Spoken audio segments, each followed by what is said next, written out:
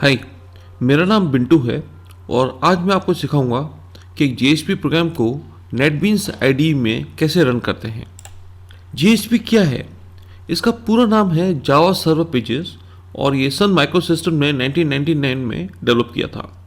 ये एक dynamic web development technology है। डायनेमिक का मतलब इसके अंदर जो पेजेस होंगे, वेब पेजेस होंगे, वो स्टैटिक नहीं होंगे। यानी आपने किसी आइटम पर क्लिक किया तो वो बिल्कुल वही सिमिलर आउटपुट नहीं देगा। ये आपसे कुछ क्यूरी करेंगे और जो क्यूरी आपने सिलेक्ट की है वैसे ही आउटपुट देंगे। जैसे फॉर एग्जांपल, अगर आपने कोई फर्स्ट पेज आया जिसमें लिखा है कि आइटम चूज़ करिए और आपने चूज़ किया कैमरा, तो कैमरा सारे उसके पिक्चर्स आएंगे कैमरा के। अगर आपने क्लिक किया से वॉशिंग मशीन, तो वॉशिंग मशीन का आउटपुट आएंगे। डायनेमिक का मतलब जो यूज़र ने क्लिक किया उसके अनुसार आउटपुट आएगा, कोई स्टैटिक कंटेंट नहीं होगा। जेएसपी एक हमारी जो HTML लैंग्वेज है वेब डिज़ाइनिंग की, उस आसानी से मिक्स हो जाती है। ये एक तरीके से उसका एक्सटेंशन है जिसके अंदर आप जावा के कोड मिक्स कर सकते हो। जावा एक बहुत ही इंटरनेट इनेबल्ड प्रोग्रामिंग लैंग्वेज है। कहने का मतलब ये हुआ कि जेएसपी से आपकी जो HTML कोड है वो काफ़ी एनहांस हो सकते हैं अगर आप उसके अंदर जावा के कोड डाल दें तो इसके अंदर JDBC और काफ़ी API एप्लीकेशन प्रोग्रामिंग इंटरफेस भी आ जाते हैं और आप जितना चाहें वेब एप्लीकेशन को एनहांस कर सकते हैं जावा के API को ऐड कर करके जितने भी चाहें थ्रू जेएसपी। जेएसपी से पहले जो डायनेमिक वेब पेजेस बनते थे वो बनते थे जावा सर्वलेट से। जावा सर्वलेट्स का जो कोडिंग होती थी, सिंटैक्स जो होता था बहुत ही हार्ड होता था, तो डेवलपर्स को, प्रोग्रामर्स को जावा सर्वलेट्स में कोडिंग करने में बहुत दिक्कतें आती थी। तो अगर मैं ऐसे कुछ बोलूँ कि जावा सर्वलेट्स का ही इजी इंटरफेस को जेएसपी कहते हैं, बिल्कुल सही है। इन एक तरीके से ये भी कहा जा सकता है कि जो जेएसपी में अपन कोडिंग करते हैं वो कंपाइल होकर जावा सर्वलेट्स में ही कन्वर्ट होते हैं। को अब आपको जावा सर्वलेट्स के सिंटैक्स याद करने की जरूरत नहीं है। आप जेएसपी के इजी सिंटैक्सेस से कोडिंग करिए, वो इंटरनली वो जावा सर्वलेट्स में कन्वर्ट हो जाएंगे। जेएसपी की एक ब्यूटी ये है कि ये बिजनेस लॉजिक जो वेबसाइट का जो क्रूड लॉजिक होता है जिसके तहत वो एक्शन लेता है, वो प्रेजेंटेशन लॉजिक से डिफ्रेंशिएट किया जा सकता है। यानी दोनों अलग अलग हो सकते हैं। प्रेजेंटेशन का मतलब है वेबसाइट की खूबसूरती, मतलब उसके अंदर कोडिंग डालना, एनिमेशन वगैरह करना। ये जो काम है ये वेब डिज़ाइनर कर सकता है आसानी से, और जो डेवलपर है वो अपना बिजनेस लॉजिक जेएसपी में कर सकता है। यानी दोनों लेयर्स अलग होने से क्या होगा कि वेब डेवलपर का काम काफ़ी कम हो जाएगा, क्योंकि वो उसको प्रेजेंटेशन में काम नहीं करना, वो काम वेब डिज़ाइनर करेगा। डेवलपर को सिर्फ बिजनेस लॉजिक, जो मेन लॉजिक है वेबसाइट का, उस पर काम करने की जरूरत है। जेएसपी की एक और अच्छी खूबसूरती है कि आप इसमें जावा बीन्स को भी इस्तेमाल कर सकते हैं। जावा बीन्स जावा की क्लासेस हैं जो रीयूजेबल हैं। यानी आपने अगर कोई जावा बीन बनाया है किसी एप्लीकेशन में, आप उसको रीयूज़ कर सकते हैं दूसरी एप्लीकेशन में। रीयूजेबल तो है ही जावा बीन, इसके अलावा वो डेटाबेस से कनेक्शन भी इस्टेब्लिश कर सकता है, डेटाबेस क्यूरीज भी कर सकता है। यानी आपने जो भी डेटा माइस्क्यूएल वगैरह किसी डेटाबेस में स्टोर करना चाहे थ्रू जेएसपी, आप उसको करिए। आप उसके डेटा को एक्सेस भी करिए, स्टोर भी करिए, लेकिन उसके लिए आपको कुछ एक्स्ट्रा करने की जरूरत नहीं है। उसके लिए आपके पास जावा बीन्स है।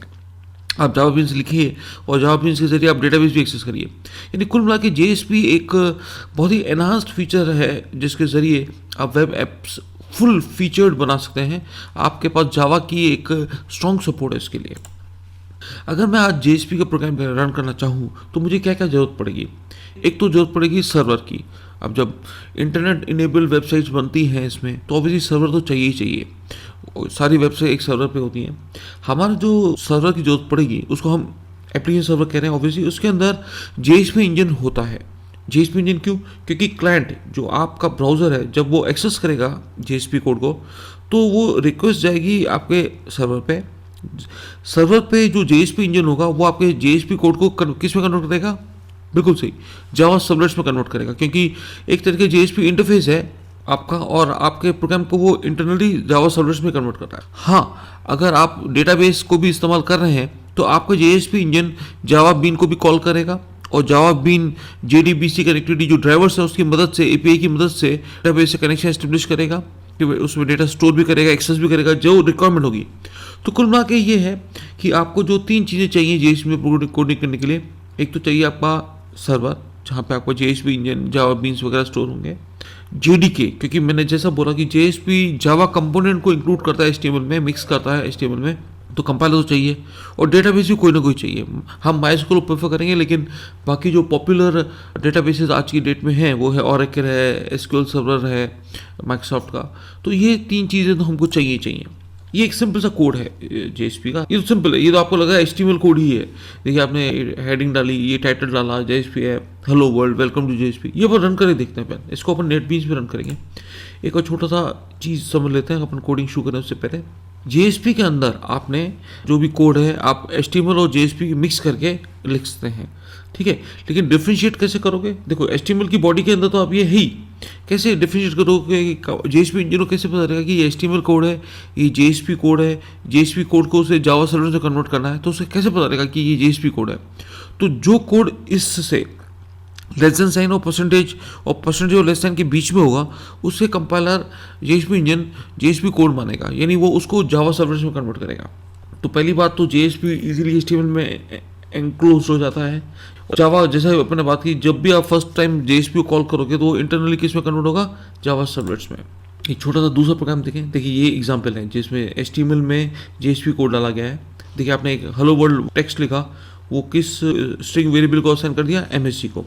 अब ये इसके अंदर देखकर वो समझ जाएगा इन दोनों के लेस देन साइन परसेंटेज और परसेंटेज ग्रेटर साइन के बीच में सर्वर का जेएसपी इंजन जब देखेगा ये दोनों सिंबल्स, तो समझ जाएगा कि ये जेएसपी कोड है, HTML कोड नहीं है। वो इसे सर्वलेट्स में कन्वर्ट करेगा। उसके बाद ये कोडिंग शुरू हुई है। ये सिंपल सी HTML कोडिंग है।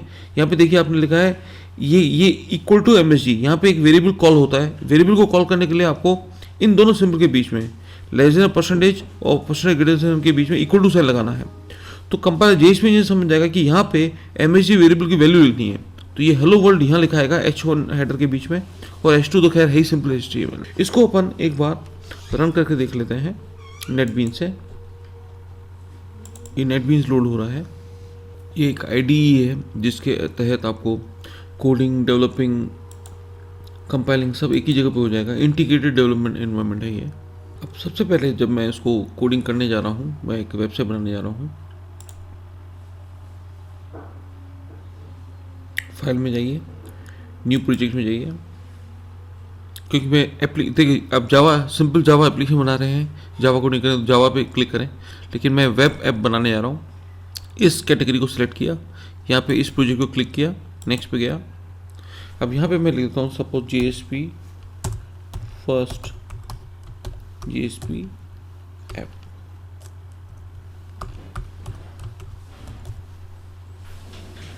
नेक्स्ट पे किया। ये कह रहे हैं कि किस सर्वर पे आप इस JSP कोडिंग को रन करने जा रहे हैं।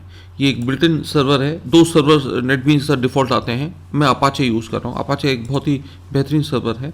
जावा भी इंस्टॉल होना चाहिए। इसका मतलब मैं ये कह रहा हूँ, अगर मेरे को नेटबीन्स में JSP कोडिंग करनी है तो एक तो सर्वर होना जरूरी है, जावा तो चाहिए ही चाहिए, जैसे अपन ने बात की थी। नेक्स्ट पे क्लिक किया। ये आपसे बोला कौन से फ्रेमवर्क को आप अपने वेब में इंक्लूड करना चाहेंगे। मैं क्योंकि सिंपल सा JSP प्रोग्राम बना रहा हूँ तो मैं इनमें से किसी भी चेकबॉक्स को सेलेक्ट नहीं करूँगा। अदरवाइज देखिए स्प्रिंग है, JSF है, स्ट्रट्स है, हाइबरनेट है, ये काफ़ी फ्रेमवर्क है जो आप अपने इस JSP सेट में इंक्लूड कर सकते हैं। लेकिन मैं सबसे सिंपल सा कोडिंग कर रहा हूँ। ये आपकी कोडिंग ऑटोमेटिक, ये आपका web page automatically default first page बना दिया नेटबीन्स से। IDE होने का बेनिफिट ये कि डिफ़ॉल्ट कोडिंग ये ऑटोमेटिक जनरेट कर देता है। इसने एक HTML फाइल भी बना दी। मैं इसको सीधा रन कर रहा हूँ। ब्राउज़र भी इन्वोक कर देगा, सर्वर पे कोडिंग भी रन कर देगा। रन हो रहा है, ये आउटपुट आ गया, ये ब्राउज़र पर आउटपुट आ गया। लेकिन मुझे HTML नहीं रन करना था, मुझे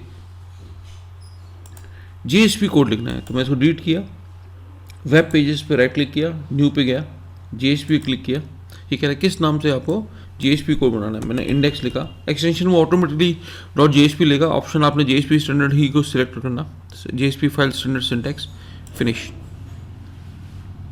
ये आपका डिफ़ॉल्ट कोड आ गया JSP का। अब मैं इसमें एक लाइन और जोड़ता हूँ। तो कोई आउटपुट क्या देने वाला है, हेडिंग 1 एलिमेंट में हेलो वर्ल्ड। मैंने कहा एक डाल देते हैं अपन साथ में,